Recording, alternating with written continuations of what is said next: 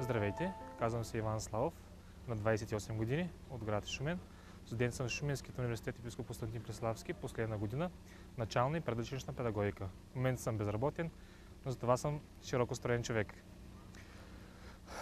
Смятам, че моята мисия е да съм сред хората, да помагам на хората. Това ме радва, зареждаме с позитивна енергия.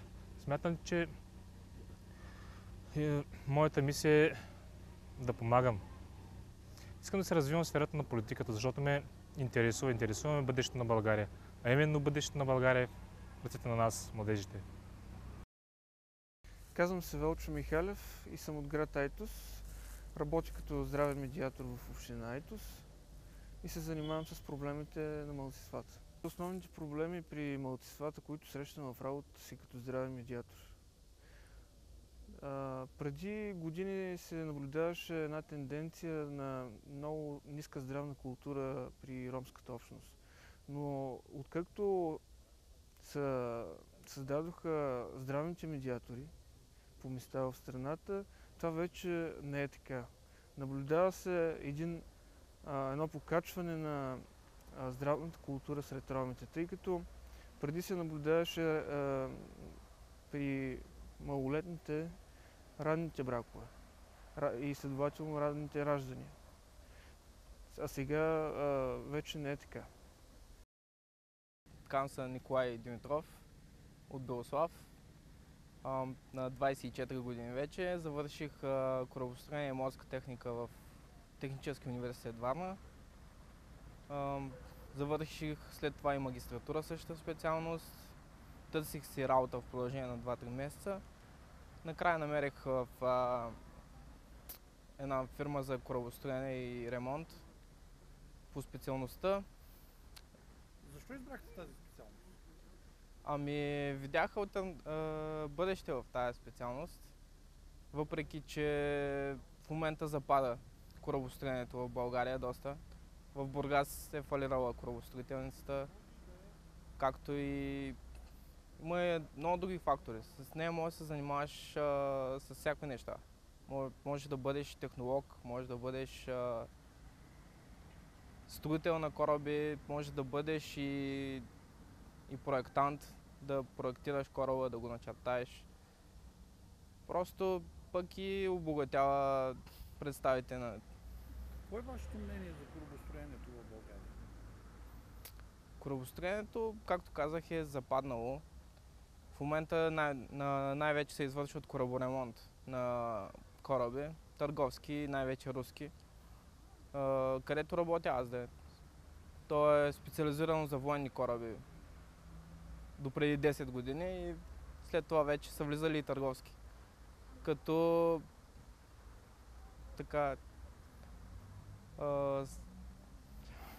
Вашата гледна точка за развитието на корабостроението в България цялостно какво е? Трябва да се поднови, да се правят кораби, да се разработват заводи и според мен държавата е в такова положение, защото нищо не се произвежда. Заводите се купуват, дават се на скрап и парите се вземат веднага. Никой не иска да се занимава да прави нещо, да инвестира, да го работи и след това да си вземе парите постепенно. Всеки иска бързо да направи печалба. Защо при вас не е така? Как при мен? Имайки предвид, че ето вие търсите работа. Казахте, има други фирми, които идват и на готово. Продават и взимат. А вие търсите работа. Той завода е държавно предприятие, затова все още се работи там. Иначе във Варна има корабостроителница, която вече и тя беше пред фалит и вече е само кораборемонт. Замира ли? Замира, да. Корабостроението? Да.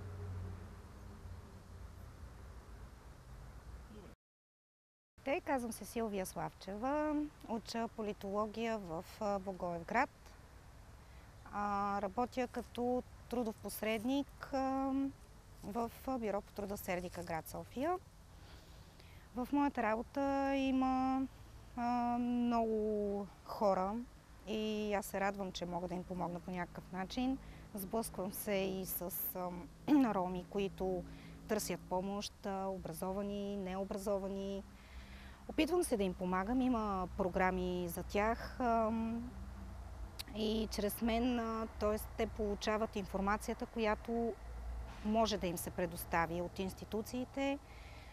Опитвам се да им помогна по такъв начин. Работя предимно с тях. Виждам, че има добра практика.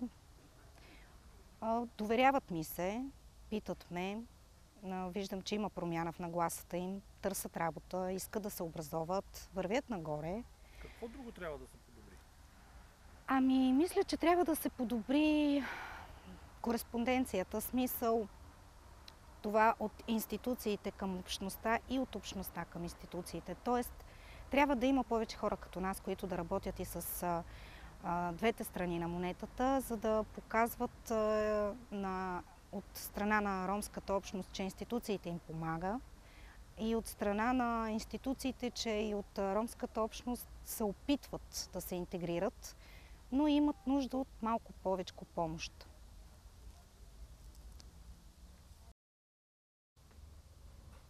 Казвам се Валентина Парушева, на 24 години, от град Сливен, студентка съм в специалност менеджмент на алтернативния туризъм в Технически университет София, колеж Сливен. Избирам да се развивам в България, в моя роден край. Причината първо, че обичам Сливенския регион. Всички знаем, че той има богато историческо наследство и съм сигурна, че моя роден край има развитие в туризма. В бъдеще се виждам като професионалист в тази област. Казвам се Илия Илиев. Студент съм втора година и изучавам промишлена топлоенергетика. Работя в дирекция Бюро по труда, град Червен бряг, като трудов посредник. Защо избрахте точно това да учите?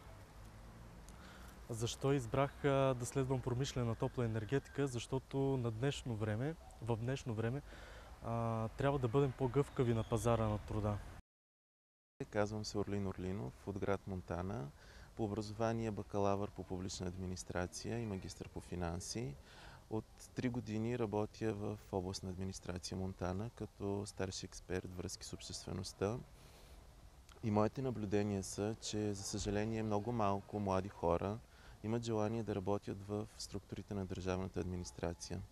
За съжаление казвам, защото според мен именно младите хора най-адекватно биха могли да работят и да поставят проблемите на образованието, например социалната политика или етническите въпроси, защото именно те виждат какво се случва, какво е най-актуалното в момента, от какво самите те имат нужда да се случи като политика, като програма от страна на правителството на държавата. И лично аз се надявам за в бъдеще наистина да се създадат работещи политики, които да задържат младите хора, да ги мотивират да работят в държавната администрация, да работят за развитието на своята родина, защото независимо от какъв етнически произход са, те са граждани на Република България. Защо все повече млади хора напускат, млади образовани хора напускат страната? Не им се предлагат перспективи да останат в своята родина. Специалистите не се уважават тук в България. В чужбина те получават по-голяма приемственост и се цени тяхната работа.